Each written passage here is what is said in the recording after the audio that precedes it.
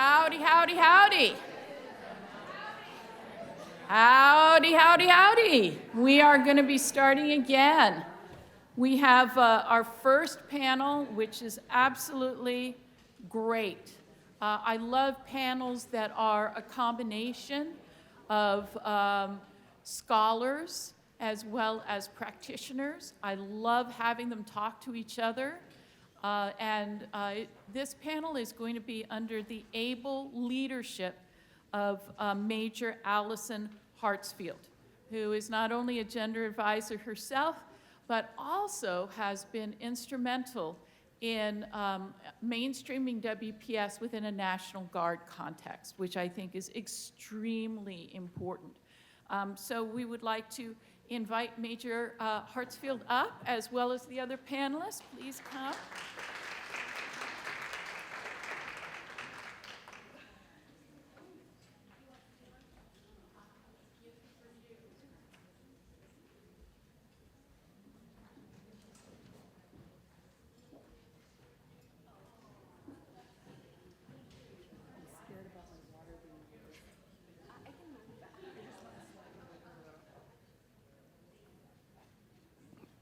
Thank you.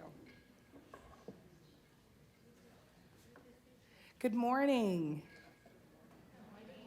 All right.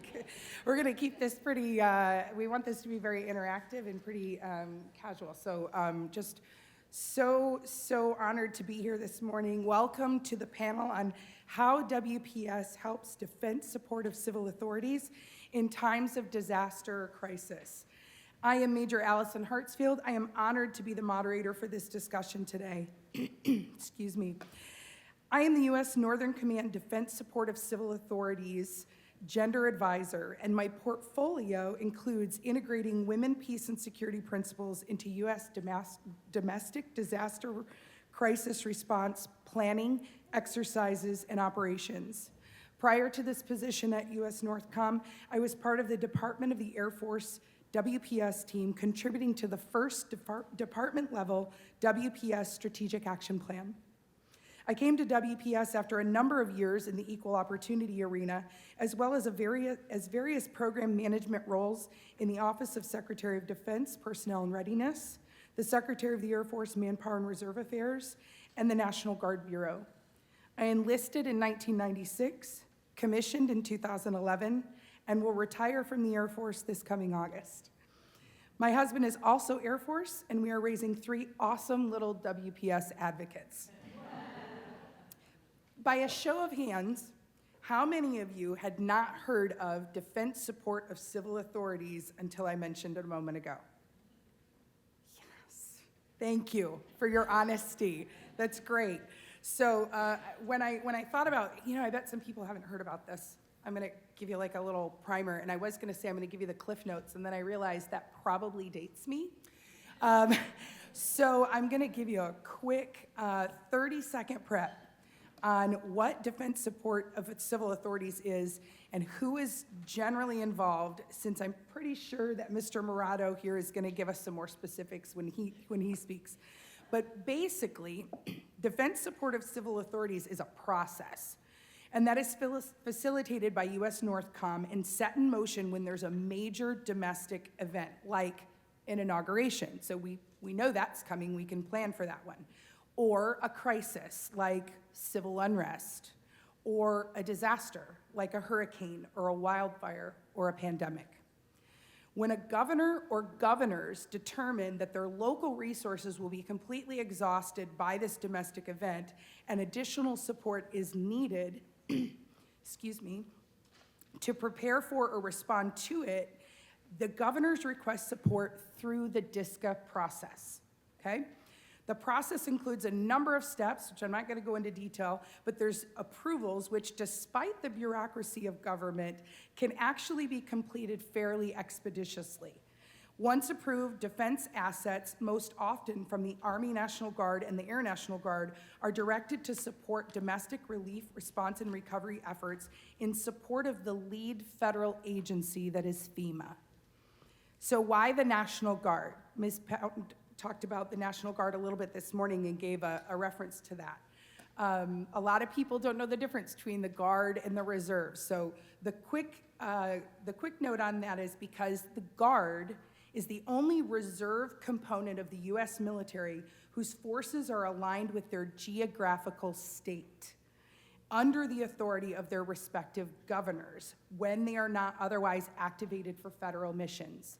So while the Guard does go out and perform federal missions in conflict areas and so on, their kind of steady state is that they belong to their geographical state and to their governor, all right? So unlike the Air Force, Navy, Army, and Marine Corps reserves, who are always under federal authority, the National Guard's mission to be always ready, always there, pertains to the nation and also their states. So, drawing on my 28-plus years in the Air Force, in the Air National Guard, it's clear to me that operationalizing WPS in disaster and crisis response efforts domestically not only contributes to the resiliency of the U.S., but is critical to realizing the full potential of the U.S. security cooperation efforts abroad. The two efforts are inextricably linked. I'm confident you two will make this connection. After hearing from our distinguished group of panelists this morning, I'm honored to introduce the esteemed professionals beside me this morning, starting with Dr. Lee. Dr. Lee is an assistant professor in the Department of International Affairs at the Bush School of Government and Public Service, Texas A&M University, and has a PhD from the Department of Political Science, Rutgers University, New Brunswick.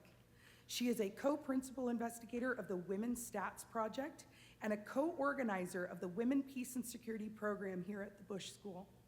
Her research is broadly on gender and armed conflicts, and she is particularly interested in accountability for wartime sexual violence and gendered legacies of military operations. Her work has been published or forthcoming at the International Interactions and Security Studies. Her research has been supported by multiple internal and external grants, including the United States Institute of Peace. Welcome, Dr. Lee. Dr. C. Silva Hamey is an instructional associate professor in the Department of International Affairs here at Bush School, where she has taught since 2014. Her courses cover disaster management, corruption, human trafficking, and international organizations, emphasizing good governance, community engagement, and resilience. Dr. Hamey's research interests focus on intergroup competition and connections among food, water, energy, and health nexus, migration, and natural disasters. Originally from Lebanon, she holds a BA in political science from Beirut University College, an MA in international relations from the Lebanese American University, and a PhD in politics from the University of York. After completing her doctorate, she worked with Oxfam GB, analyzing humanitarian developments in conflict-affected areas.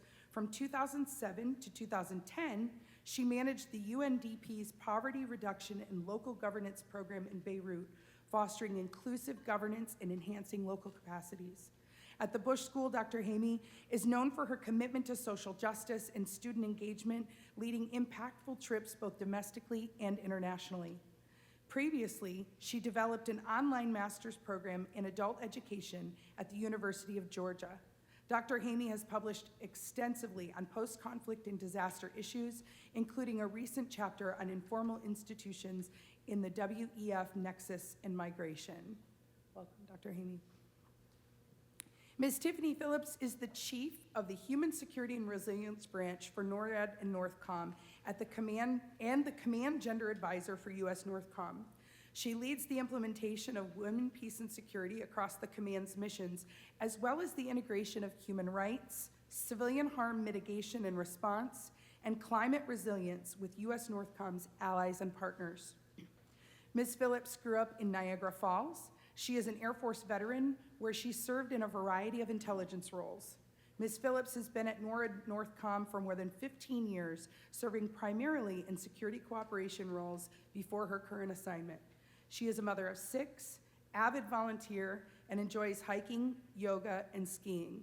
And she didn't think I'd say this, but she also happens to be the best boss ever. All right, Dr. Yoshihara is Senior Advisor to the U.S. Northern Command's WPS team. She is founder and president of the American Council on Women, Peace, and Security, a Washington, D.C.-based think tank, which has been advising the Defense Department since 2020, including curriculum and strategy development at Defense Security Cooperation University. She is an adjunct professor at the Institute of World Politics in Washington and advisor to the U.S. Conference of Catholic Bishops Committee on International Justice and Peace. She took part in UN human rights negotiations for 14 years as part of civil society and served on the Holy See delegation. She served for 20 years as an active duty U.S. Navy helicopter pilot, led combat logistical missions in the Gulf War, and taught on the Naval War College faculty. She holds a BS from the Naval Academy, MFA from Antioch University, Los Angeles, an MA from the Naval Postgraduate School, and a PhD from the Fletcher School. Her third book, Women, Peace, and Security in Security Cooperation, is forthcoming. And finally, Mr. Paul, I just gave you a whole new credential there. I was on a roll. Mr. Paul David Morato had a distinguished 25-year career in the U.S. Army with a diverse range of experiences and qualifications. He has served in various leadership and management roles, including logistics, defense support of civil authorities, and security assistance training, and has worked with multiple units and government agencies. Mr. Morato has extensive international experience, having worked with several countries on security cooperation exercises and operations, and has participated in response and recovery efforts for natural disasters and pandemics.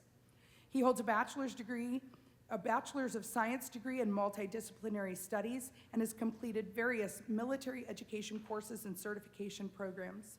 Mr. Morato has received several awards and decorations for his service, including the Hubert H. Humphrey Award for Operation Allies Welcome and 3 Meritorious Service Medals during combat operations and joint operations. He is a certified Texas emergency manager in the state of Texas and is currently living in San Antonio with his wife and children. Welcome, everyone. Thank you for joining us today.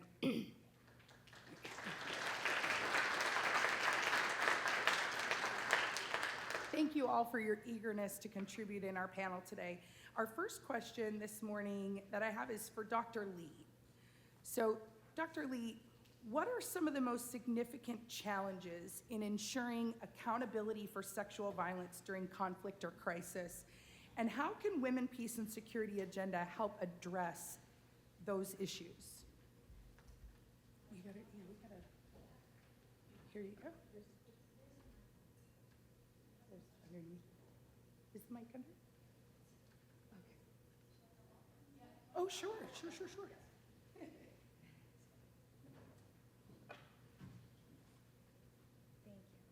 Hi, everyone. My name is Sumin Lee from Department of International Affairs here at the Bush School.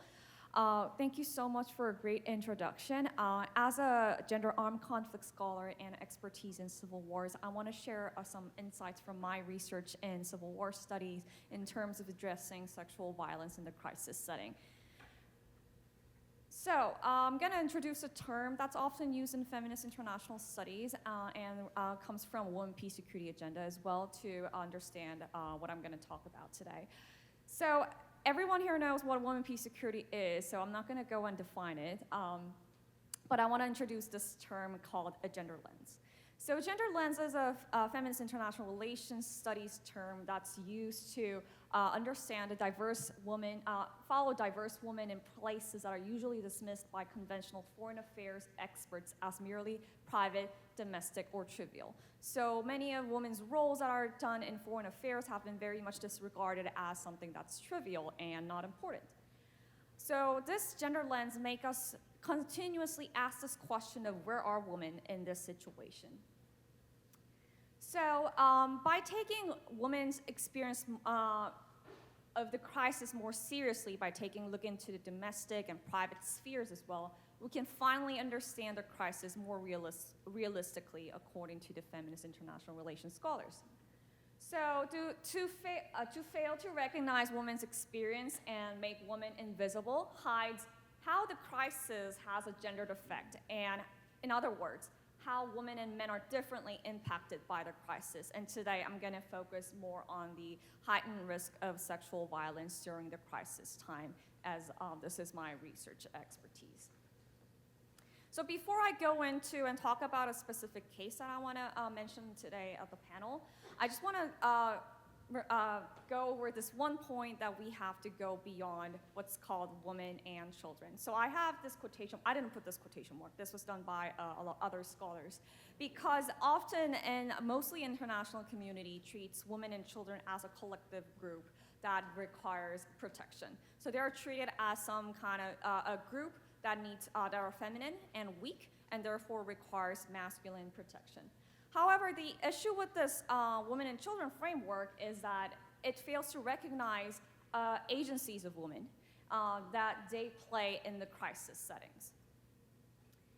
Not surprisingly, women are very much active agents in crisis settings and play a pivotal role.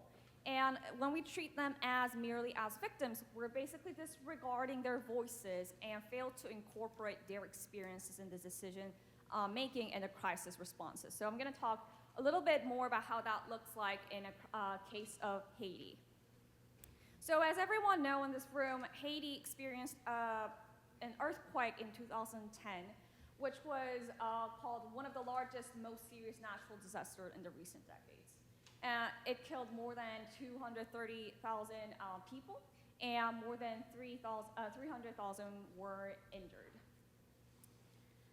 And not surprisingly, this led to an increase in sexual violence in Haiti, mostly targeting those women and children who were internally displaced and located in camps. So I call this as a gendered consequence. So women and children were deeply impacted by the earthquake, and them living in these kind of internally displaced camps led to an extreme risk of sexual violence.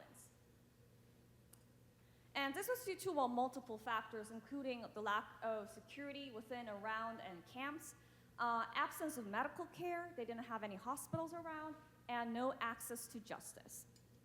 So when there were reports of sexual violence after the earthquake, the UN police and the Haitian National Police took an action. They didn't just ignore this. But what they did was they had this patrols going around the camp. They had permanent resident presence in 7 camps in the capital to ensure that sexual violence does not occur. However, the specific needs of women were not adequately addressed. So Amnesty International went to local women who were internally displaced and asked them, why do you think there is such a heightened risk of sexual violence in the camp? And they actually answered multiple factors beyond security and policing. First was lack of security policing, so they got this one right, so they did take care of this.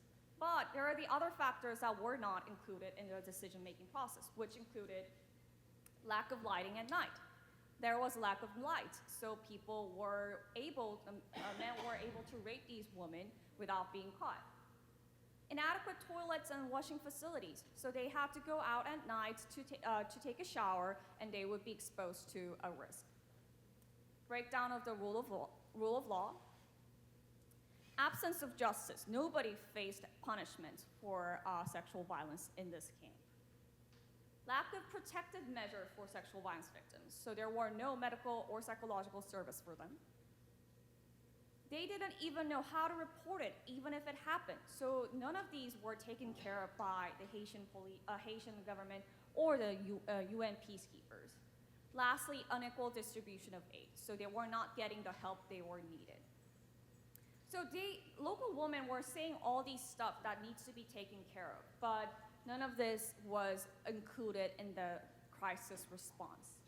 So the NGO in Haiti said, overlooked was the fact that women and girls were at extreme risk of physical and sexual violence in their tents, inside displacement camps, and in less public spaces.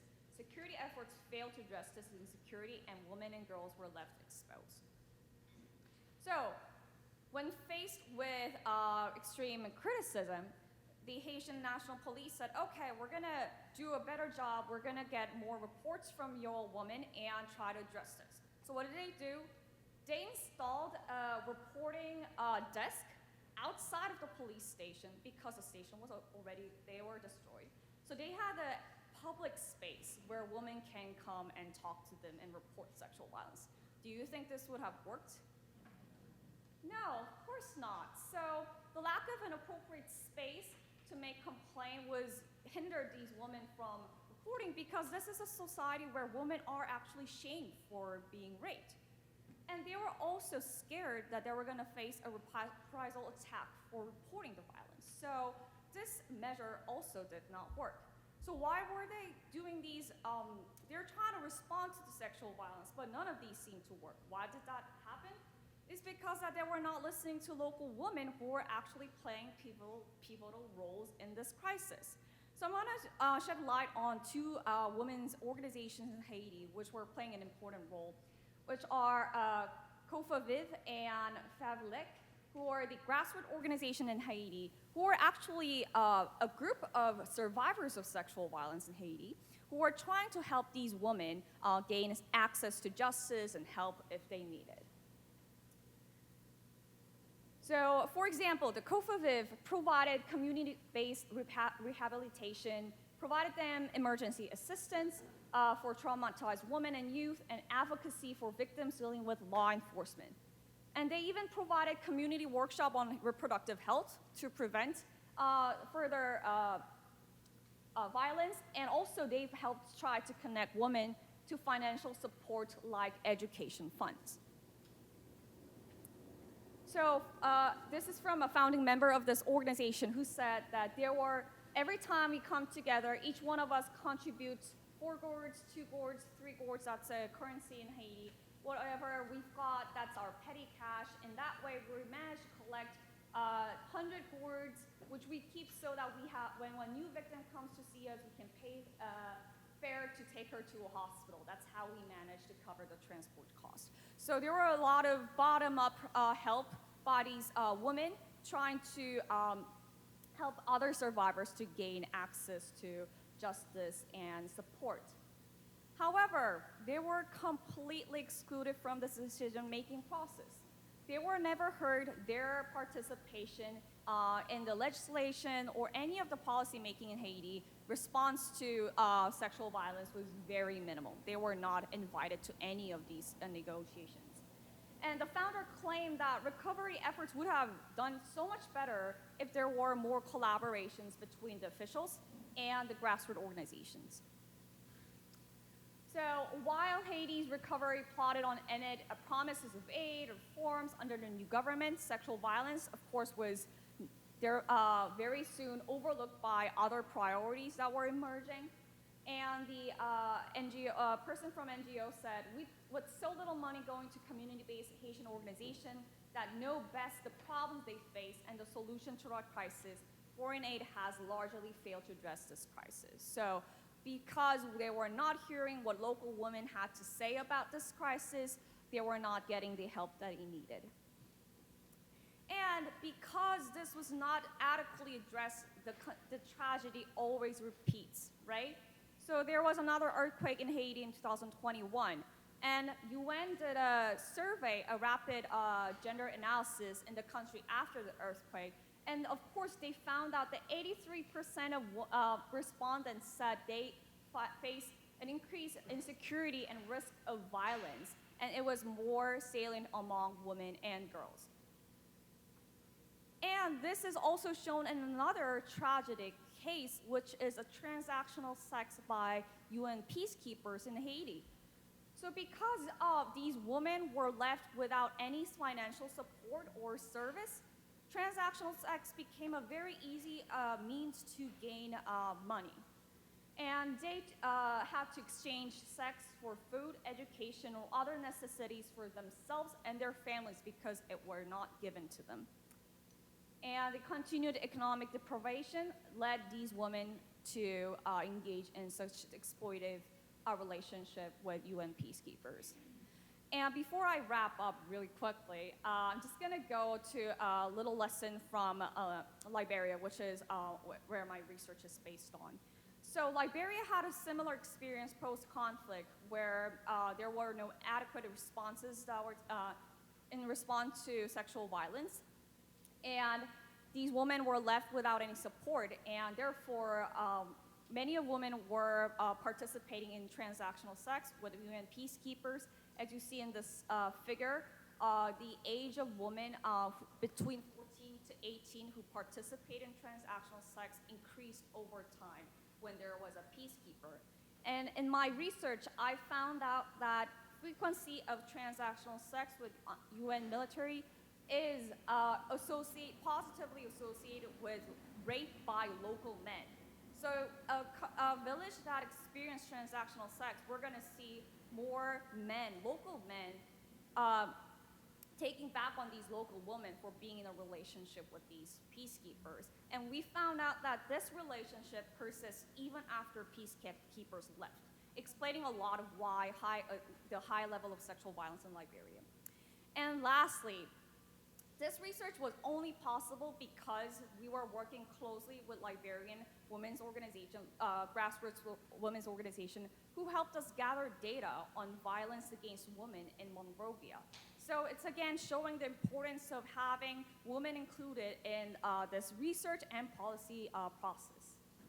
To wrap up, I just wanted to emphasize the importance of including local women's voices in the crisis settings in order to adequately address sexual violence in these settings. So it's not only important to recognize the gendered impact, but also listen to their voices and acknowledge their pivotal roles. And it's important to incorporate women's grassroots organization into this decision-making process in order to adequately address sexual violence problems in the crisis settings. Thank you.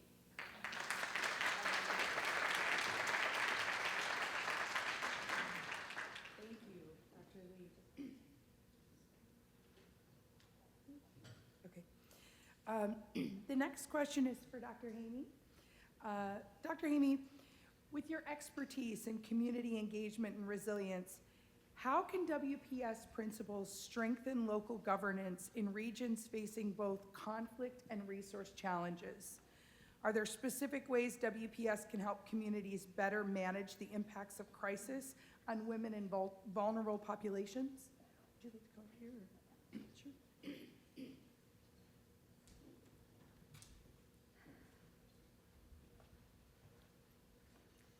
Hello, everyone. Thank you so much for the introduction. So, first of all, I would like to start by saying that I come from a place shaped by human-made conflicts, wars, where survival of the people meant navigating the complexities of violence, displacement, and uncertainty. When I first arrived to the United States, that was 10 years ago, I was unaware of the power of a different kind of force, nature.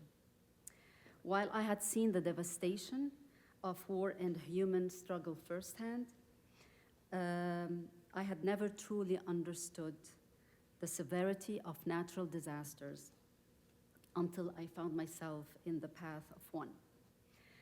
It was then that I learned how, in the face of nature's fury, people can also be caught off guard, unprepared, and vulnerable, much like those affected by the very conflicts I had fled.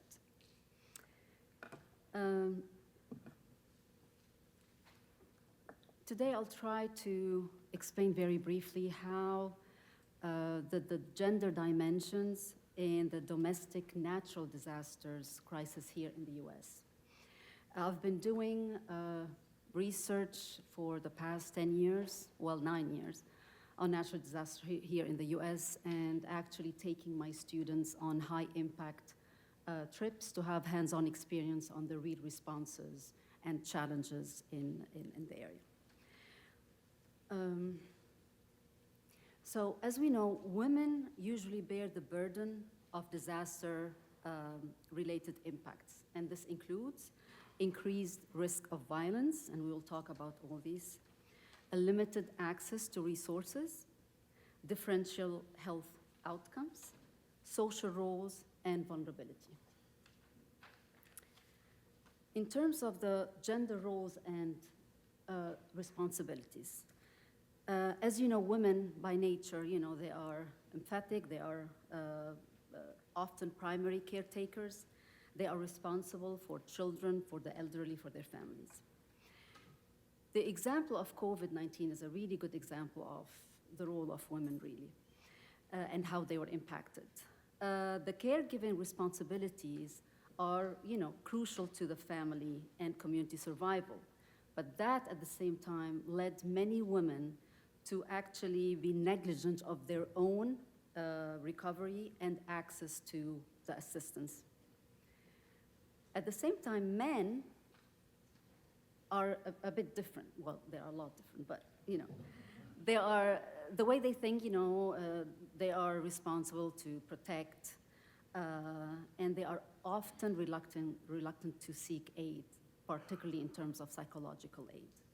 Again, in terms of COVID-19, the added pressure on men to remain, strong and able to protect, their families has led to a very high rate of stress, anxiety, gender-based violence, and substance abuse. Men were less likely to seek psychological help during the pandemic, partly due to the stigma associated with mental health challenges and vulnerability. Talking about vulnerability, women and girls during disasters usually have limited mobility, and that's because limited mobility to evacuate, because they have the responsibilities to care for the families. Sometimes they have limited financial resources, and sometimes they depend on men for financial, dependence on male family members. The example of Hurricane Katrina, I'm sure you're all aware of that. When I give the example of Hurricane Katrina, some of my students would not remember that because they were still young. It had disproportionately affected low-income African-American women due to a combination of socioeconomic and systematic factors.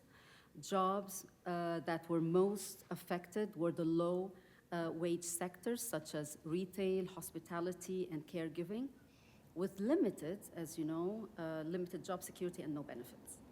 And after the disaster of Katrina, many of these jobs were lost, and it was very difficult for these women to find a more permanent, more sustainable jobs, unfortunately, and hence unable to recover completely. The impact on livelihood is another dimension. As we said, women are usually represented mostly in the informal economy, often in roles that lack legal protections, job security, and benefits. These jobs are typically low-paying and precarious. Another example on COVID-19 pandemic, many women who work in the informal sectors, such as street vending, nannies, domestic work, elderly caregivers, even the gigs, the people who work on their own from home, and small-scale food productions, they were severely affected by lockdowns during COVID and restrictions, unfortunately. Another dimension is the access to aid. Am I good on timing? I'm trying to, okay, good. The women, especially single mothers, without formal employment, they often face barriers to access the aid. We have some examples here. The Hurricane Katrina again. Many low-income women lost homes and jobs. And at that time, now things are a bit different, slightly different. At the same time, they faced barriers in accessing FEMA, the Federal Emergency Management Agency aid, and other rebuilding funds. And during COVID, the relief programs, they prioritized mostly male-dominated sectors, leading to unequal support for women-dominated sectors such as childcare, healthcare support, education, retail, and hospitality, where women make up the largest part of the workforce. I'm not sure if you know about this program, which is the Paycheck Protection Program in the country. It is initially prioritized. It prioritized larger companies and businesses with established banking relationships, which are male-dominated sectors like construction, manufacturing, and transportation. Another dimension that usually people don't really hear about at times of disaster, and this is applicable in both in man-made conflict and in natural disaster, unfortunately. Disaster often increase the risks of violence due to shelter. Is everything okay? Am I not doing, oh.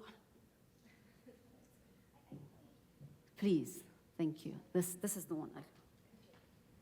Sorry about that. In COVID-19, reports of domestic violence surged globally as lockdown isolated victims from support systems, support networks, make it harder for them to escape or report abuse. So in terms of numbers, in globally, the cases, according to the UN Women, the cases increased by 60% in the world. Can you imagine, 60%? In the US, the cases increased by 35%, cases of gender-based violence home here in the US. And finally, yeah, you did that, thank you. Well, my students know I'm so bad with technology, so I should have said that at the beginning. Women in decision-making and leadership roles. In the US, data shows that there's an increasing but still underrepresented participation of women in leadership positions. For instance, in political representation, women hold about 27% of seats in Congress and 25% of seats in the Senate. Now, I don't know with the new administration how this is going to be like. We know that women, especially we as women, we know that our insights are very crucial for inclusive and effective disaster planning. I remember one time when I took my students to Port Aransas, that was post-Harvey hurricane. We went to speak with the disaster management team there, and we learned that it was the women, the community women, who were afraid that people were being evacuated and they will be leaving the town for good. Just like Hurricane Katrina, you know, many people were displaced and they just didn't come back. So they thought the only way that would bring those people back to Port Aransas would be to reconstruct the schools first thing. So before anything else, before any, you know, bridge or road or whatever, we need to get the schools back so that families can come back and enroll their students. The Hurricane Maria in 2017 is also another example how women rose up to the leadership positions, and they were very helpful. Women-led community organizations were instrumental in addressing basic needs by organizing food distribution, water purification systems, and community health care. They highlighted the importance of mental health services and gender-sensitive shelters to protect vulnerable women and children. And this is really important. Sometimes a woman who's who's very empathic and cares and so on, wants to make sure that those basic needs are really preserved or are rehabilitated or so on. So these come as priorities. And it's important to bring it up and involve and apply this in the framework of the reconstruction. Some recommendations. So when disaster preparedness plans integrate gender perspectives, they can address issues like evacuation routes that are accessible and safe for all, especially women, gender-sensitive shelter designs, and health services tailored to women needs. When I was in Lebanon, I was working with Oxfam or UNDP, I can't remember. There was kind of fight inside a Palestinian camp in the north of Lebanon. And they were being displaced. We provided like a school.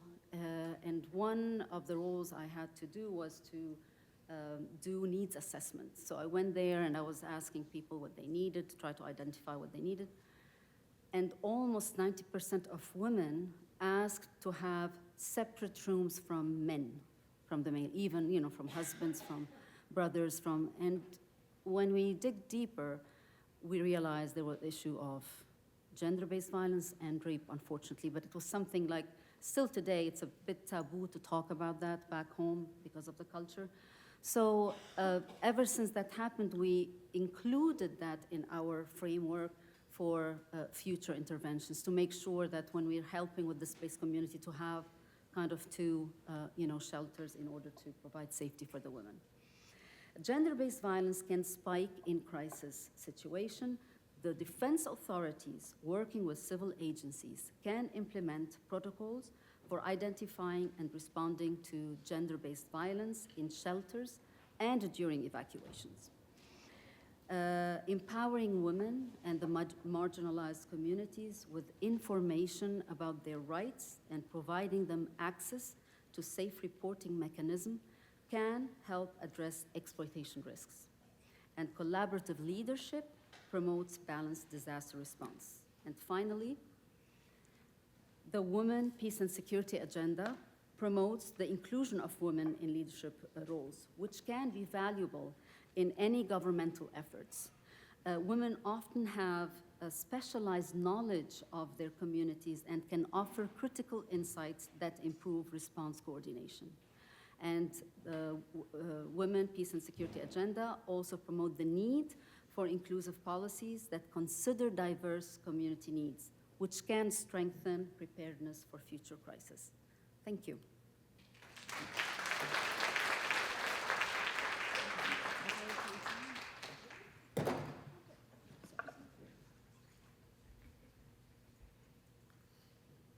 Thank you so much, Dr. Hamey. Okay, a question for Ms. Phillips. Ms. Phillips, talk to us about WPS's role in Operation Allies Welcome. For instance, what did implementing WPS entail? What were the biggest challenges? And what are the takeaways for WPS in future U.S. domestic operations?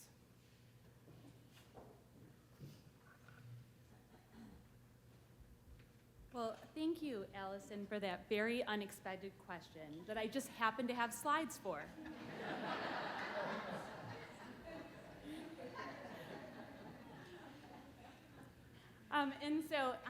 As Dr. Hudson mentioned, I have the pleasure of being on a panel mixed with scholars, but I am the true practitioner in that I have a deep appreciation for the knowledge and expertise, the empirical evidence-based research that can be brought to bear to support how we are implementing women, peace, and security at United States Northern Command.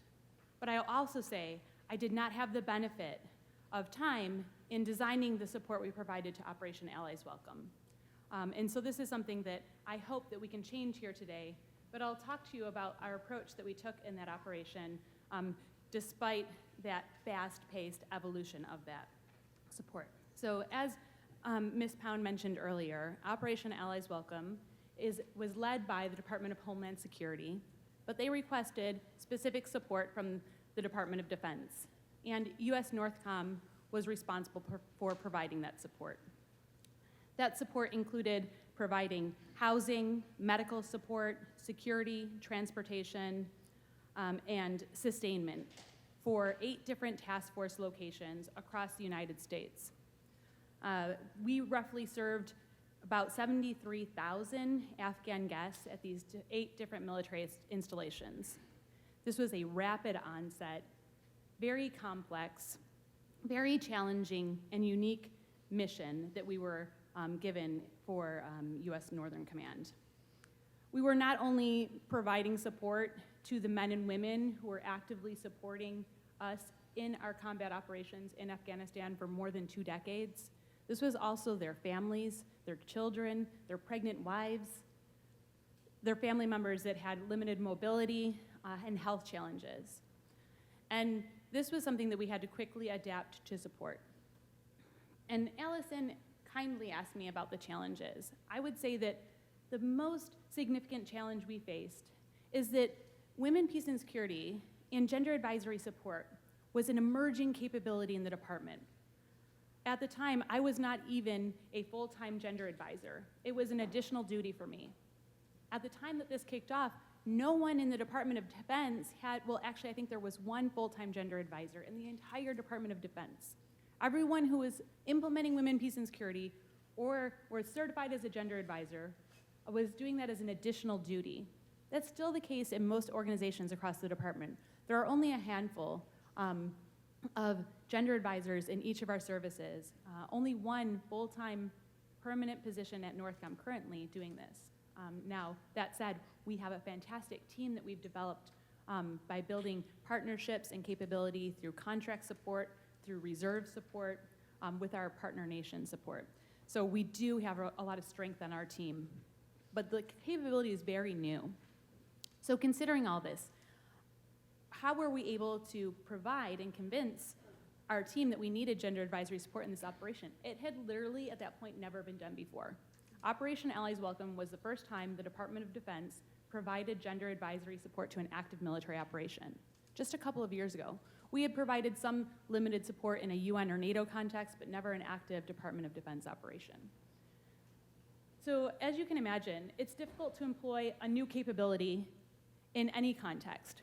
When that new capability has the word women or gender in the title, you can imagine the complexity of convincing leadership how important that would be to their operational success. And I would say that because it was an emerging capability and we had yet to test it in an operational context, it was viewed more as a distraction to the mission, something we didn't have time for in an operation that was evolving so quickly, that had so many different moving parts and actors contributing to it. And so that was my responsibility, was to convince them that this is not a distraction to the mission. This is essential to the mission outcomes. This is an operational enabler of what we're trying to achieve. And so luckily we had some leadership that was willing to let us deploy this capability and show them what we could do in this operating context. So next slide, please, or actually that's me. I'll do the next slide, please. So what did this look like in an operating context? How did we as practitioners actually implement women, peace, and security? So we found our gender advisory support personnel, which we deployed, as I mentioned at the time, I wasn't even a full-time gender advisor. We only had one full-time contract position on our team. We needed, it turned out, 27 gender advisors in order to sustain gender advisory support. Even that was not sufficient. We had to do rotational support, zone coverage for some of those task force locations.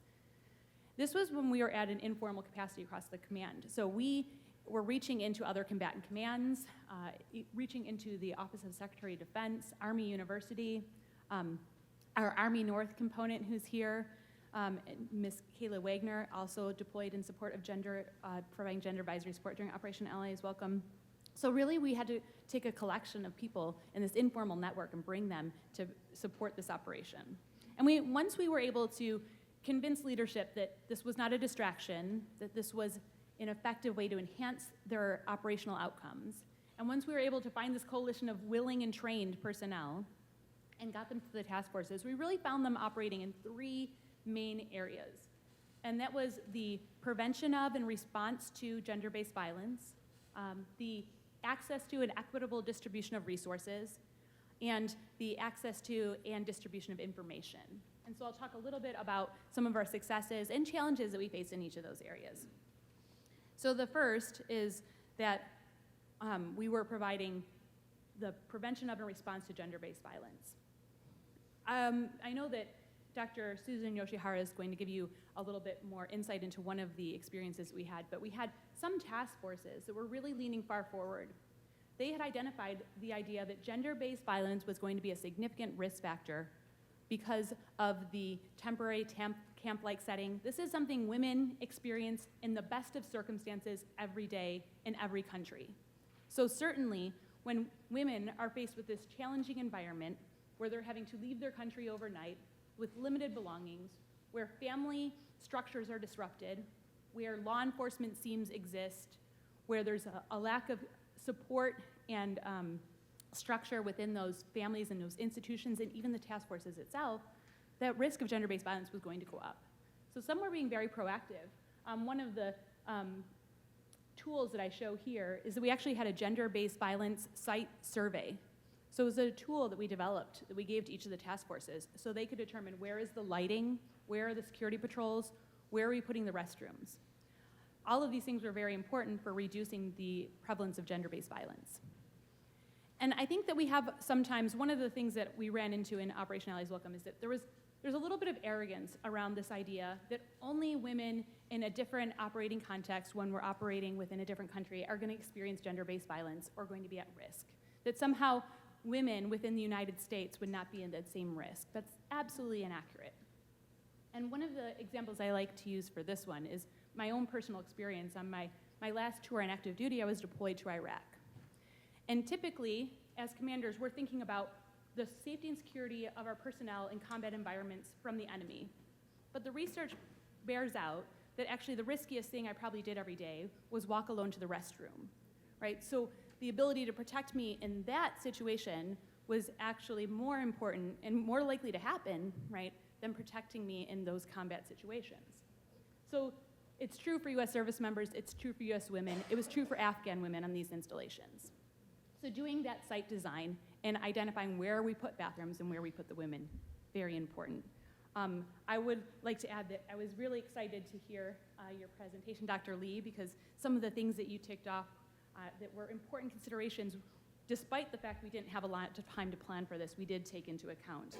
One of the things that was also really interesting in the gender-based violence prevention and response is that looking at the seams that existed, we were bringing Afghan women, men, children, elderly personnel to these task force locations. They were on a federal installation. They were being led by one federal agency. Security was being provided by another. Sometimes that unit was coming from one state, but that task force location was in another state. Can you imagine the law enforcement seams that existed on actually making sure that we're holding people accountable when there were instances of gender-based violence?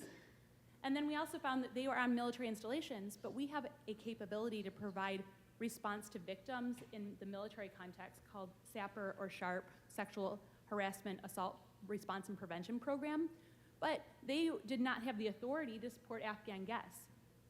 All of a sudden, we're taking sometimes small towns, we're giving them a surge of 12,000 personnel who are at increased risk of experiencing gender-based violence, but we didn't provide them increased capacity to provide for the needs of those victims in those situations. So we actually did identify that. We brought in victim assistance specialists from other departments and agencies to provide that capability to address those needs.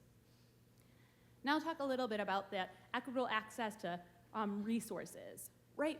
So I was fairly new as a gender advisor at the time, newly certified. I'd been working on women, peace, and security for some time at that point, but I had thought contracting, of all things, military contracting was gender neutral, gender blind. And boy, was I wrong. So some of the most significant lessons we learned is that we really have to do a review of all of the contracts that we're developing to make sure they're informed by the gender needs of the population. And this is also, I can relate back to my last tour on active duty. I was in the middle of Iraq, in middle of combat operations, in the middle of a desert. I was working overnight shifts. So middle of the night is when I was going to the chow hall to get my food. Guess what I could get every time I went to the chow hall? I could get ice cream. So we had these huge defense contractors. They're able to get me ice cream in the middle of combat operations. And so we thought, we have this large-scale operation kicking off. Let's use these same contractors to provide support to these families to feed them. If they can feed, U.S. military-age men and women in the middle of combat operations, certainly they can feed these Afghan families here in the United States where there won't even likely be any IEDs on the way to the location. But we failed to take into account that we needed to write into the contract the need to provide address age-appropriate nutritional needs and women's nutritional needs. So the contractors were very adequate at providing food to military-age men and women, but we weren't able to force those defense contractors to provide protein-infused supplements. So a child could leave those dining facilities with a case of soda, but not a bottle of Ensure or a protein-infused supplement. And we actually had children experiencing malnutrition at some of our locations. Also, the ability to make sure that they were culturally appropriate foods. So that was a challenge. We also had a lot of beds, but we didn't have cribs, right? And we had a way to feed, again, men and women, but we had no way to provide infant formula. That isn't something we stockpile as a US military institution. And this was during COVID-19, during a pandemic when we were experiencing shortages of infant formula across the United States. So we actually, every bit of infant formula and all the diapers that were provided to Operation Allies Welcome came from donations. So we're the 800-pound gorilla with the largest budget, we can call 8.5 million budget dust because we have such a robust budget, but we didn't have a way to procure infant formula and diapers quickly enough to support the population. So these are things that we had been planning for ahead of time that we could have addressed. But this also is what made, on the bottom section here, our partnerships with NGOs, non-governmental organizations, civil society partners, really important. We had Team Rubicon providing support, sorting donations. We had Catholic charities that were providing for recreation for the children at the task force locations. So identifying the needs doesn't mean that DoD has the resources to then address them, but we can partner with those agencies and civil society partners that do. And then the last one I'll talk about is the access to information, both getting information to the population and from the population.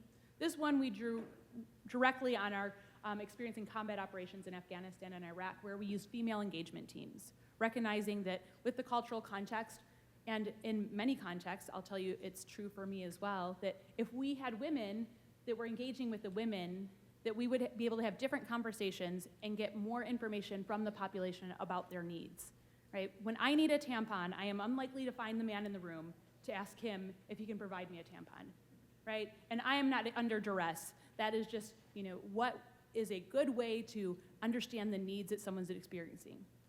And so we had female engagement teams, but we also had tried to come up with an innovative way to provide information very quickly across the task forces. At first, we used bulletin boards, yes, like cork-based bulletin boards where we'd put up information about chow hall hours, the resettlement processes, where the next appointments would be. That required people to be mobile. It required them to be literate. It required them to be able to travel frequently to get updates to that board. And it was not a timely way of distributing information. So we thought, well, we'll give each family a cell phone, and then we'll use WhatsApp or Signal to provide instant updates on really important key pieces of information. What happened? Yes, every family got a phone. The heads of household got phones. Women didn't get phones. And so we took a form of power within that structure, and we reinforced harmful power dynamics that already existed by making sure that only those who already had power and influence were getting access to the information, which was power and influence in that context. So instead, we designed alternate means to engage women. We had women-only town halls where we could provide information directly to them, and they could get information to us as well, and so adjusting those interventions. So those are a few examples of things that we tried and then adjusted to adapt to the gender differential needs of the population. There's a lot more, and hopefully we'll get a chance to talk about them in the questions. I have one more slide that I wanted to show you, because I really love this slide. It really captures the essence of what we're trying to do from a NORTHCOM perspective. And I love what was covered by both Dr. Hamey and Dr. Lee about not just thinking about women as the vulnerable, not just thinking about women as children as vulnerable in these contexts, but also understanding that they bring unique resilience to our operations, to our outcomes. So for each of the examples I gave, consultation with local women helped us to better design the interventions that we put into place to make them more effective. And not only that, but leveraging them and themselves and their talents to be more resilient in that operating context. And so we're not just seeking not to do harm in the design of our operations activities and investments at NORTHCOM. We're seeking to actually build resilience. And so we're moving along this spectrum. And I think one thing that's really important from a military context is, and certainly this is the military I grew up in, we prided ourselves on being gender blind or gender neutral. We don't see gender, we're all wearing green, we're all soldiers, airmen, guardians, Marines, sailors. But if we're not understanding gender, we are ignorant of its impacts on our populations and our operations. I know that Robert Redding, he's going to talk about how that operational risk can exist if you're blind to how gender can impact things. But we're really trying to move to at least gender sensitive. I'd say we definitely got to gender sensitive in Operation Allies Welcome, and then we even got to gender responsive. But as an institution, gender transformative is where we want to be. And so what I offer to all of you here today is that now let's imagine that Northcom had the time to plan for this operation. Let's imagine that we had the time to engage academic partners on how we could better design our operations to be more effective. And guess what? We have the time right now. We have a contingency plan for Caribbean mass migration. Help us inform that plan with the knowledge that you have with the research that you're conducting. We are required to engage and consult with the local population in the Arctic when we conduct military operations there. And as Ms. Pound mentioned, that's an important area for us to engage in. Help us understand the context there so that we can apply a gender lens and be better in the design of our operations, activities, investments. We can bring in the resilience of the women to ensure that our operational outcomes are sustainable and better. And we cannot afford not to do this. The other thing that I found during Operation Allies Welcome is it was so surprising to me that we, as a nation, seem to be very engaged with how we're considering the needs, the gender differential needs of women in other countries. And there's a lot of organizations dedicated to that. But the gap that we identified is that we need to be also focused on what are the gender differential needs of our own population so that when disaster strikes, we're able to make sure that we're taking care of our own children, our own mothers, fathers, grandfathers, grandmothers, aunts, uncles, everyone, based on what the needs are that they have. We can't afford to fail in that mission when it's our own families that we'll be supporting. So help me do that with the knowledge and expertise you have, and I look forward to your questions. Thank you.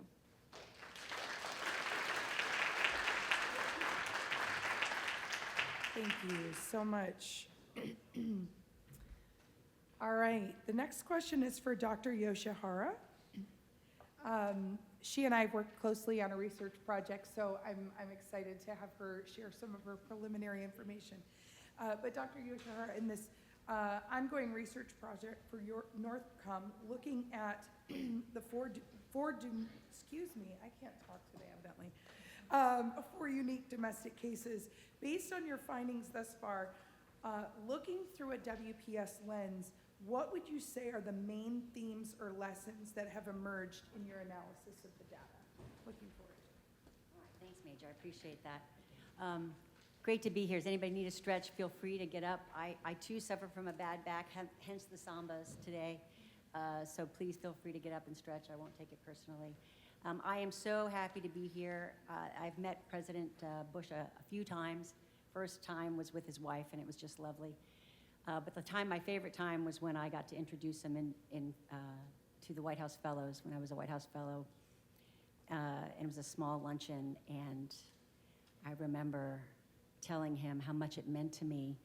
I had been in the Gulf War as a 22-year-old Navy pilot, and I said, sir, you know, it gave me great solace that I knew my commander-in-chief knew exactly how I felt, and I had been there. And I finished my introduction, and he turned to me, and I looked at him, and he said, that was the nicest introduction I've ever received. And I started to cry, and he started to cry. And then everybody at the table started to cry. And that's the kind of man he was. He really did know people, and he deeply loved the troops, and he had been there. And can you imagine how much of an honor it is to be here with you who are carrying on his legacy and honoring him at his school by carrying on his tradition. So this is just a dream come true for me. Thanks to Valerie, Tiffany, all the folks from Northcom who've let me collaborate with them this year. So I am doing an in-stride brief, as they say in military circles, and that is that this was a a study of 4 cases I had the chance to do. And this is the bottom line. After 4 cases, interviewing folks in domestic operation, the commanders and different folks, even some of the guests and asylees. The bottom line so far is that we have a lot of knowledge. I mean, you just listened to the last 3 ladies who spoke. There is a lot of knowledge out there. And yet, our troops are still finding workarounds. They're still finding themselves in the heat of the moment, in the middle of a disaster, a crisis, a riot, a training, whatever, and finding really ingenious workarounds and ways to help people, to assist them, and make a huge difference in their life. And it shows you that ingenuity, but it also shows you that we're putting our troops in a place they shouldn't be, right? And so what I heard was not that there was any problem explaining the purpose of WPS, but rather that there was a real desire to learn something, whatever we could offer them, Open your store and let's see if you've got anything inside there, WPS, for us. So we conceived of this, Allison and I, as a way to collect stories. You heard I have an MFA in writing. I love to write stories. I really do believe that if you can't write, who should read you, right? So learn to write. But we wanted to collect people's stories, and we did, on how they did those workarounds, what worked for them, where there were gaps that they needed. They wanted that kind of advanced planning that Tiffany talked about, and what can we learn from that in WPS to help them in the future. So the only thing I want to show you on this slide is we controlled basically for time, and that is this was a 4-year period of these 4 cases. But everything else was dispersed. Different types of mission, different spectrum, different parts of the spectrum of intensity, and different parts of the military, different geographic reasons, different durations. But we had that. We knew that we were capturing today's force. These are the 4 cases, and I'm just going to. We're only supposed to speak for about 10 minutes, so I'm not even going to show you the rest of the slides. I'm going to talk about 3 things. The 3 things that really struck me, and we can talk about more later, were the ways that they succeeded, these commanders and these officers and men and women, were through culture, justice, and dealing with trauma. So on culture, in this 4-year period, we're dealing with a cadre of folks who have deployed to Southwest Asia, who have learned about counterinsurgency, who understand the importance of culture, and they brought that back home. So in the case of, it didn't play out so much in all of them, but certainly in the case of Guard folks who are dealing with riots or civil unrest in their own hometown, literally brought back lessons they'd learned on how to diversify the troops, what questions to ask, and applied that to their own city. In the case of Minnesota, they started diversifying in '75, but it wasn't until after they were deploying that they came back and really intensively started looking at why that's so important, including how do we reach the men in our community? They went to women's organizations. They started women's forums. They started promoting women. And that had some undue things. For example, there wasn't a lot of SAPR. Everybody gets 1 hour of SAPR training a year, and there was an over-reliance, I think, across the board, everyone recognized. And there was an over-reliance on women's meaningful participation. Honestly, none of them had ever heard of WPS, didn't have any gender focal points, gender training, or anything like that. But they all knew where the women were and who they were going to go to for advice and response. So, that was kind of an interesting finding, but not necessarily. Those women also had not heard of WPS, so this was helpful. The Innovative Readiness Training, real quick, that's a terrific program. It's where the military guard goes for their annual training for 2 weeks to go do construction or medical. They're helping American communities, partnering with American NGOs. Doesn't cost the military, except personnel. In this case, they moved a Native American community upriver 9 miles. This had been something the community had been planning for some 20 years. Guard came in and built houses, landfill, roads, bridges, really increasing the resilience of that community. There were some blind spots too, but But the idea that troops are helping Americans and facing all of these issues with an American community really came home to me. That was the first one I did.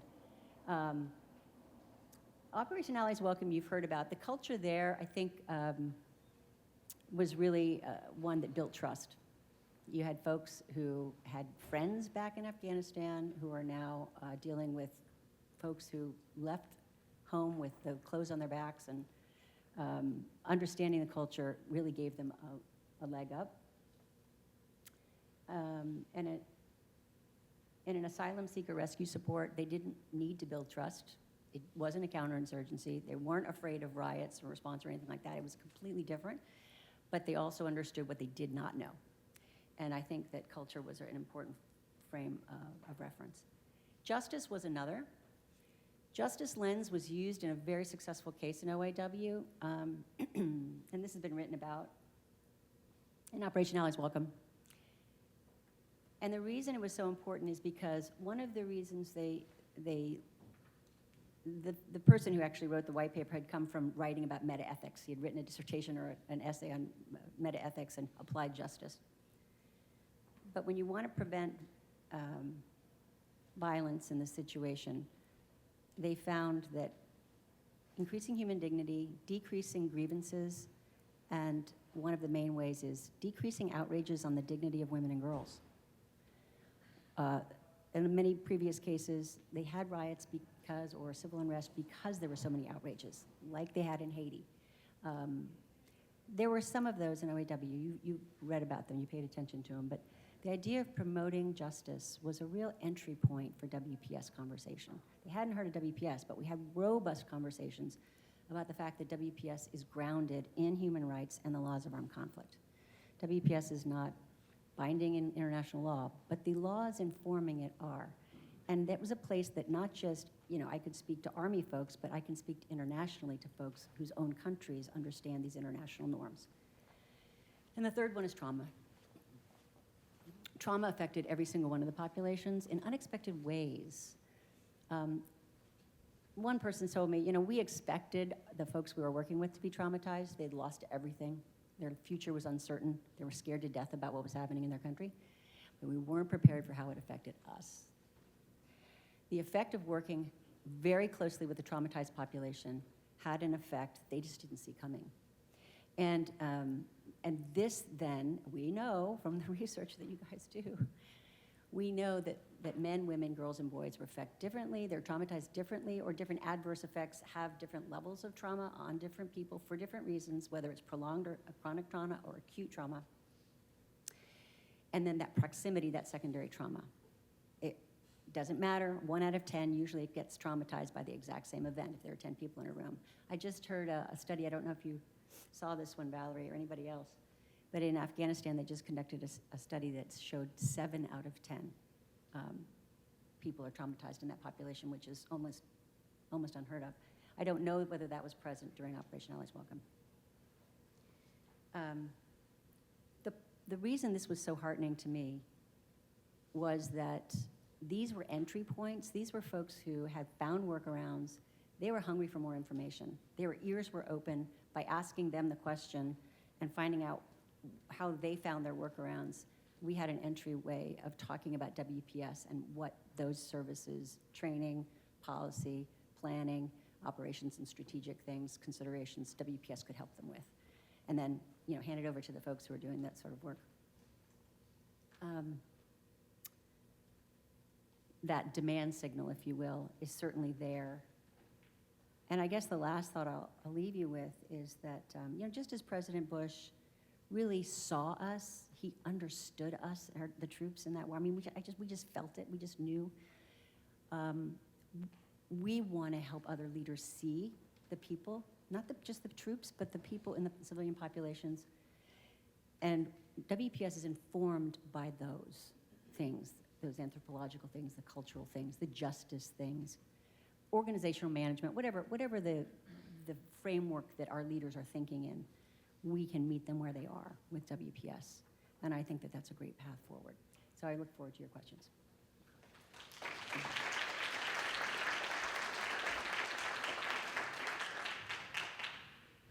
Thank you so much. Our last question today is for Mr. Morato. We are trying to keep an eye on some time because we want to make sure that there's room for questions, because I get the sense there's people out there that are like, oh, I know something I want to ask. So, as a licensed emergency manager in the state of Texas, what advice would you give to emergency management professionals on effective emergency response and planning? How do you think the U.S. military can better incorporate WPS principles into its operations? Thank you for that question. I'll start with a little bit of, as she mentioned, we raised our hands. Who knows what Defense Support to Civil Authority is? And there's a bit of a dark cloud with that. So I'm going to try to quickly go through that. I know it's a lot, and I'll gladly share these with slides so people can examine them on their own at a future time. So I'll start with first the images that I just shared in this previous slide. I didn't meant to do that. When the U.S. Army comes to a disaster, or when the U.S. military comes to a disaster, it comes in multiple things. It comes with strength, discipline, well-trained personnel, a fleet of vehicles, whether it be watercraft, aircraft, any kind of high water vehicle, the ability to independently operate in austere environments for extended periods of time, complete logistical trains that have reach back and the ability to support the disaster and to support that state as it goes through this crisis. In planning, they also provide a robust node of command and control that is disciplined and can inject itself into the state to provide a specific set of resources that helps in executing the protection and the life safety of American citizens. With that, the Department of Defense is in support when these events happen, and a key thing happens when you look at our plans as Department of Defense officials, and I'll say as Chatham House rules for this one, are designed specifically around a specific framing or a concept of an American that maybe doesn't exist anymore with how society has changed from when our plans were first initiated. What you see at the bottom is part of our national strategic stockpile when we set up an emergency center for medical response. I'll highlight with a gender perspective and how things change. You'll notice those bed spaces that are there. You'll notice the space, the organization, the cleanliness. What you don't see is that all of them are approximately too high for someone that is within the 4'9" to 5 foot high in terms of height. What you don't see is that these beds are approximately maybe 2 feet in width, which would not support someone who needs bariatric assistance or a larger sized person in our American population. They have no way to support someone who's needs access functional needs in terms of someone who's wheelchair bound or what have you. But these are the large scale plans to focus on what has been perceived in the past as the normal standard American that can fit on these bed frames. Our plans go through a rigorous change every year, but continue to be in the need to be informed by gender perspective in order to make sure that they're more robust and more detailed in dealing with what American society looks like. That still yet needs to happen as the contracts that Tiffany highlighted continue to be adjusted as we look at making ourselves more responsive and more, say, attuned. In terms of what Dr. Hamid mentioned, you know, with organizations like yours going out there partnering with local emergency managers, you can support the Texas Emergency Management Plan to see if Health and Human Services will address some of the things that we're talking about. And so it really starts in this process of the disaster. So we're going to walk through this very quickly. So you'll notice at the top, an incident occurs. The local authorities will first identify that something has happened. This entire circle that you see here before you at my time working at Army North, at U.S. Army Headquarters, Army North, which is located in San Antonio, which is the service component headquarter assigned here in the United States. It supports all 50 states. So at Army North, all this decision cycle happens within 72 hours. And that is in the instance that things are occurring when we are going to assess what level of defense support will show up on site in response to the state's needs. So the local disaster happens. you'll quickly see that it moves into the national realm, and they're at the White House level, the National Security Council and the rest of the National Disaster Council will then start analyzing what may be necessary based on the type of disaster. There is a giant matrix and playbook that exists for wildfires, for insurrection, hurricane, doesn't matter. The playbook, the gambit is there. Every state is equipped or assigned a defense coordinating officer that sits co-locating with the FEMA headquarters. Ours is in Denton, which supports FEMA Region 6. And so that officer has been trained at NORTHCOM to become an expert in all types of disaster at an 06 level, and is immediately tied into the state operations center and the local operations center, where they'll continue to go ahead and develop themselves in an ability to identify needs of the local state. This quickly goes around until we finally get to the place where you see their employment. When it finally lays down on the ground, this is what it looks like. You have the defense coordinating officer in red. You have the U.S. NORTHCOM and the headquarters in place, already getting ready to support and direct all this energy and power at that particular incident. You'll notice the dividing line in terms of those state resources and the state responsibilities as they all convene in support of the local office. Where you see those stars, that indicates right now, based on what Tiffany and the rest of the Department of Defense have done to assign gender advisors to kind of influence that gender perspective in support of any kind of disaster and make sure that we're smarter. What I propose in terms of how emergency management could improve, these are additional places that we would need to have the gender perspective incorporated. Now, I know that my experience with NORTHCOM, that they're striving hard to have Joint Task Force commanders be taught on WPS. It is continued to be incorporated in emergency management training at the FEMA headquarters, but it's still not yet as robust or as outreach, not as much outreach as there should be.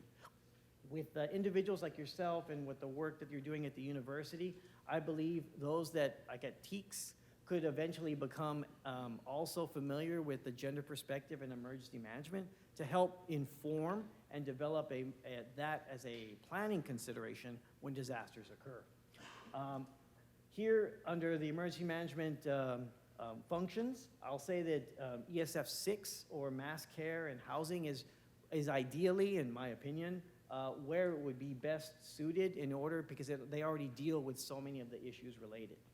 The closing of my slides provides just some key examples of some of the capabilities that the Department of Defense provides when they're providing to disaster: warehousing, high water vehicles, decontamination and fire response and resuscitation capabilities.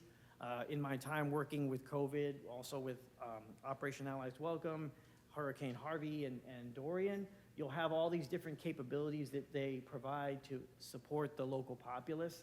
And what I'll say is that none of these things typically include, as they exist now, that gender perspective. But through education, through partnership with universities, much like A&M, we can continue to improve what these plans look like so that we can ensure that it's much more intuitive to what America needs.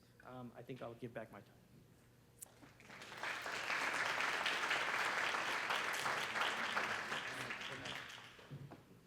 All right, so we heard some really great information from some amazing scholars and experts in this field. So now's an opportunity to ask some questions. What I would ask, in the interest of time, is if you have a question, if you could direct it at one of our panelists. We probably don't have time for everyone to answer every question, but would love to hear your thoughts or your questions for our panel.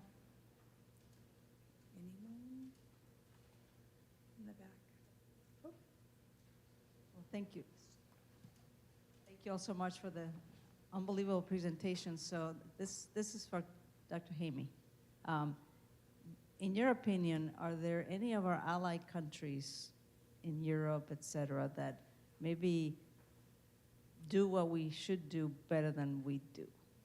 You know, any examples of anybody who, and nobody does everything perfectly, obviously, but any aspects that maybe some other country, one of our allies, does better than we do that we could learn from?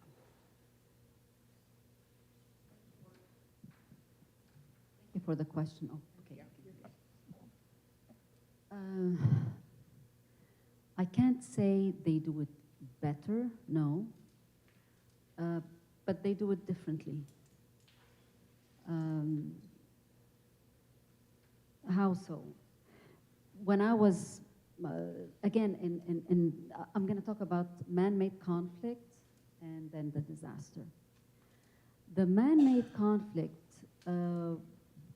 back in 2006, there was also a war in Lebanon, so that's when I started my work in development and humanitarian work.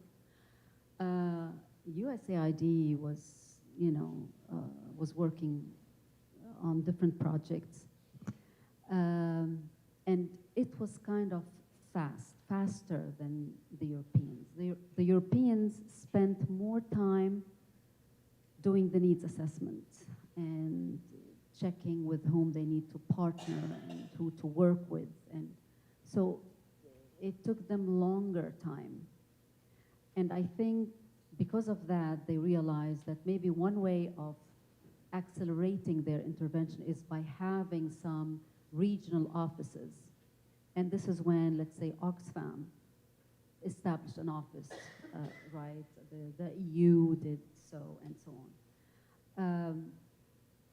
The US organizations were faster because they already had a presence in Lebanon, whether through the embassy, whether through, some missionaries, churches. So they were already established, and I think that is one way how responses are done more quickly, I'm sorry, are you okay, sir? Okay. Oh, sorry. Allergies. Yeah, thank you. There was a question in the back.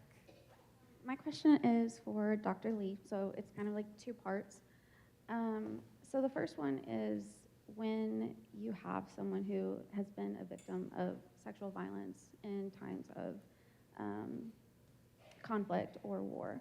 So what is the procedure for STD testing and treatments? What is the procedure for obtaining rape kits to prosecute? And then my second part of the question is, I know that even in America, the culture against violence and rape for women and children, it's not always prosecuted to the highest. Offenders, even in America, often serve 5 to 10 years and are released early.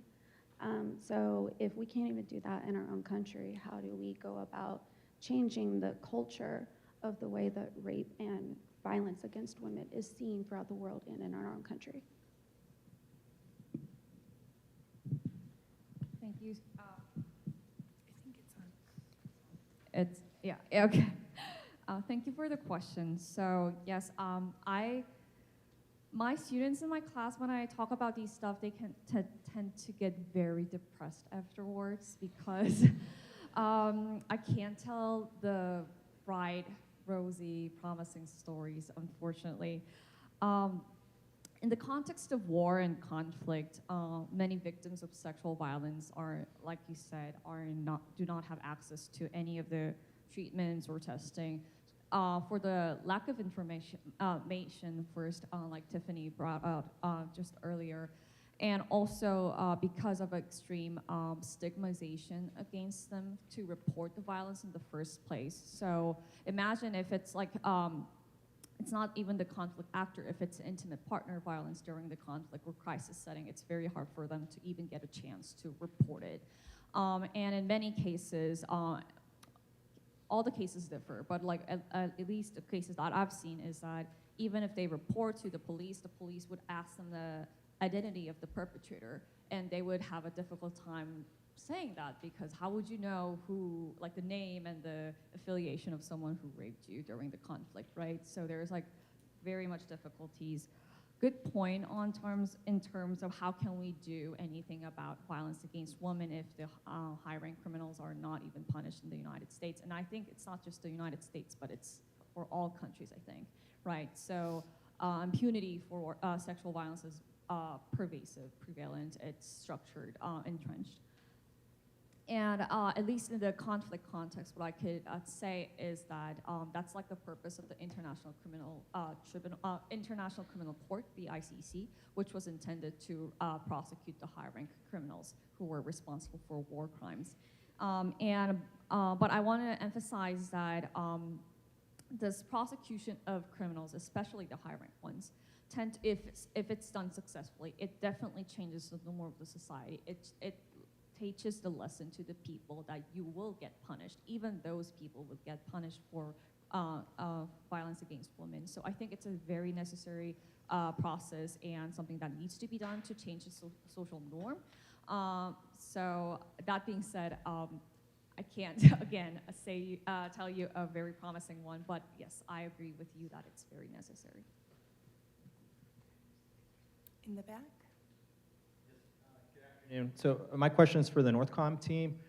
Ms. Pound mentioned the support to recent disaster response efforts. Can you highlight any WPS lessons learned from these efforts, specifically like the deliberate implementation when it comes to gender analysis during the planning process? So for the most recent effort with Hurricane Helene, it was limited.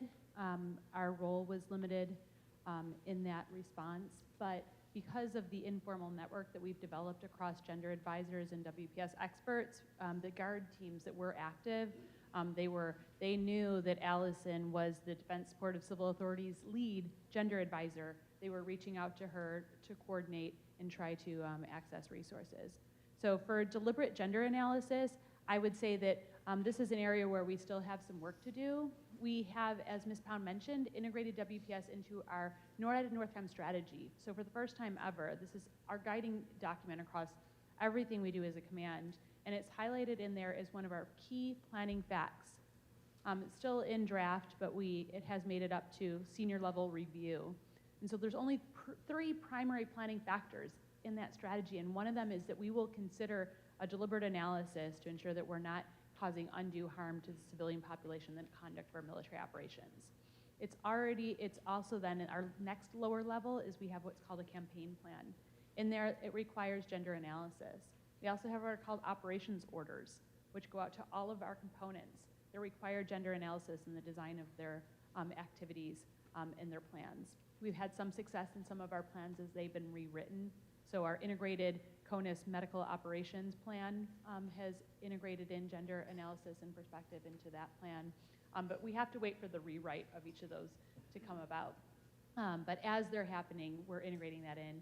And I'm not sure if Bob is in the room, but we actually have a new person on the team whose role is going to be a 357 integrator. And for those that don't speak military, that means we have someone whose specific job is going to be integrating WPS, a gender lens, into operations, into plans, and into exercises. And so we think with that role especially, we're going to be really effective at getting gender analysis in. Our next upcoming gender analysis we have planned, I'm really excited about, and that's because it's going to be a multilaterally generated gender analysis to inform World Cup 26. So as Allison mentioned, I believe it was, that sometimes we can predict events that we know that they're coming, and we can do deliberate planning. This time it's an event that's going to occur in Canada, the US, and Mexico, and the military will have a supporting role in providing security to those events.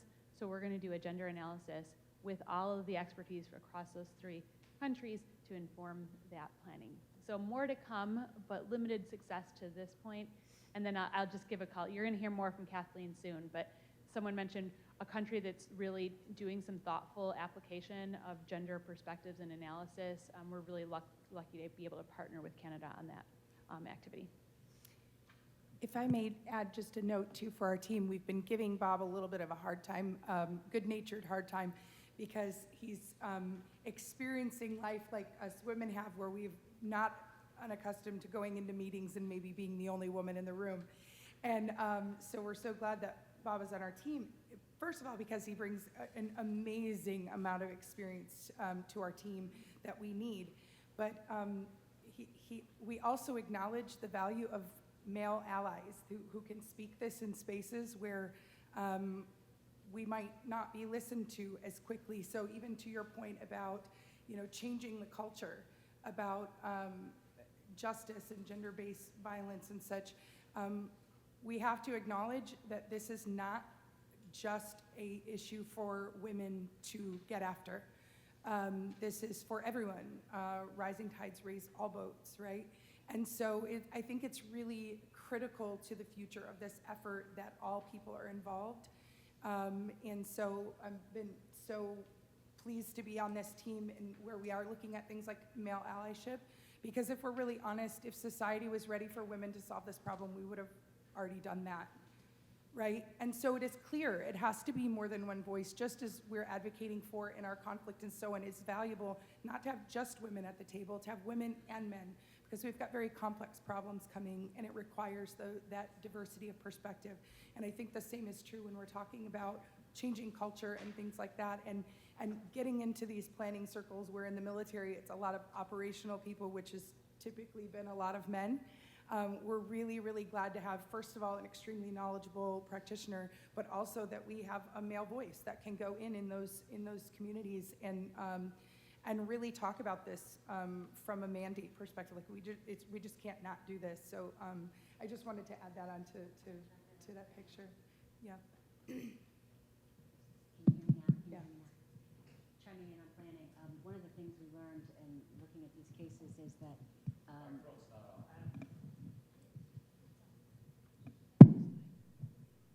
hello? Mine's broken. One of the things we learned in looking at these cases is the importance of declaring an incident. And I know Dave can talk to this more, but in 2 of these cases, if the civilian authority doesn't declare an emergency, doesn't declare an incident, there's no incident commander, there's no incident planning, incident cell. All of that planning and all the plans might be great, but if you don't have that, now what? And this actually is a real issue with at least one of these cases, 2 really, but really with one. But that said, that's one of the great things that this project is doing, is saying, okay, now what? You still have to empower your troops, even if they don't have the legal authority because they're not in a security status. They might be in a personnel support status, but they still need the ability to do something when they see something like sexual violence happening. Otherwise, getting back to that trauma point, it increases their own lack of resilience on your own troops if they feel powerless to do something. And on the good side, one of the commanders said, it's very ad hoc because he didn't have didn't have the authority, but he would say, "Oh, there's no SOP. Well, you're a mom, you're a dad, you're a nurse. Go write me an SOP, bring it back." Standard operating procedure. Yes, standard operating procedure.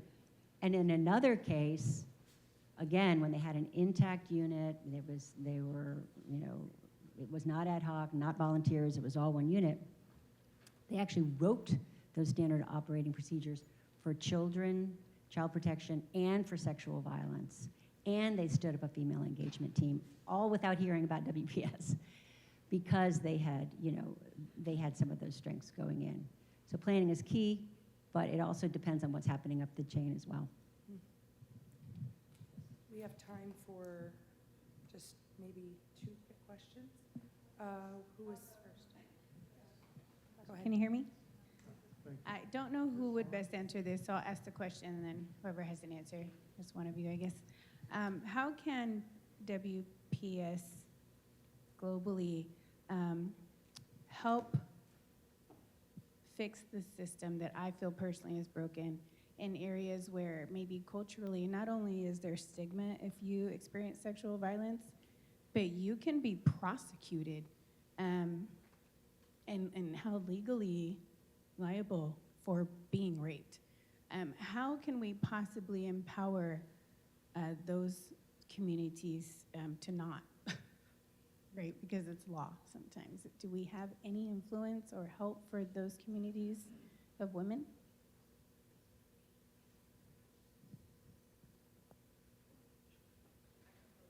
Go ahead, First, Dr.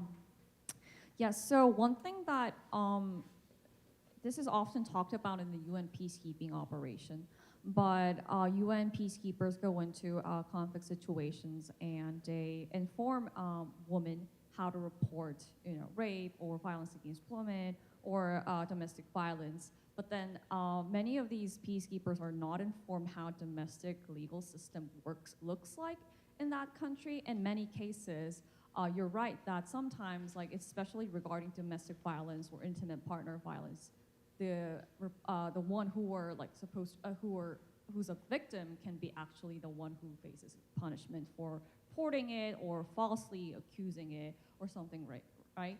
So as a researcher, what I think is important is a legalization first, right? That there needs to be effort by the international community with local organizations to pressure the government to change the legal system of the country that explicitly states that it is not a crime and these victims and survivors will not be punished for reporting violence. And then the informing people to report it and then also securing them safe spaces would be the next thing. But legalization would be definitely the first thing to go. I just wanted to offer something similar. It's on. Yep. Came up during Operation Allies Welcome. There was a huge disincentive to people to report that they were experiencing gender-based violence. They had very uncertain immigration status here in the United States. Most women were tied to a man in order to even be able to stay in the United States, despite us trying to educate them on their status. Being in that uncertain area was a huge disincentive to saying that the person that I am tied to for my ability to then resettle into the United States is doing this to me, and that could affect their ability to stay here, right? So recognizing this huge disincentive to reporting, then you have to also be creative in ways that you create safe spaces for those women, that you're thinking about how can you provide survivor services and support without them needing to report who is, aggressing against them. So I think it's just in those instances, until you can actually, make the changes needed legislatively or for whatever other purpose there's a huge disincentive to report, to be creative in how you provide for the mental health and well-being and safety and security of the women, recognizing those significant limitations. Yep. We have one final question coming from the gentleman in the front here. I'm not going to ask a question, I'm going to make a comment. I was President Bush's envoy to Sudan when the atrocities were going on in Darfur and when the North-South peace agreement was being orchestrated. And we had peace negotiations, or we were trying to, in Darfur. And a women's group from Harvard, I think Valerie knows them, we had a debate about the importance of having women in the negotiations. So we did. We asked for volunteers. And we got a prominent women's group who were going to go into the negotiations. And I said, who exactly formed this civil society organization?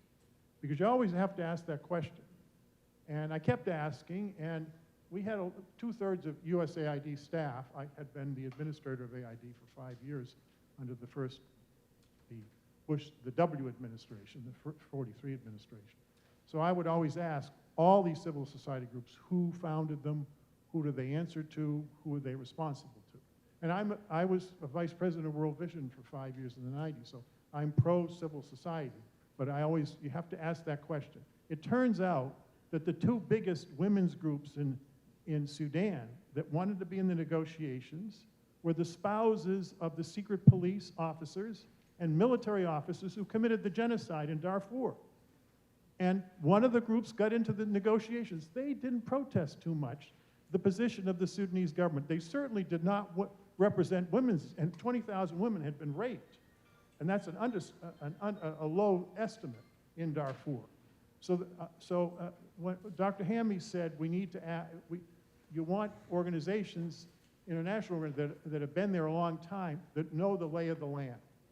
Because if you don't do that, you can get easily manipulated by local forces that are not just neutral.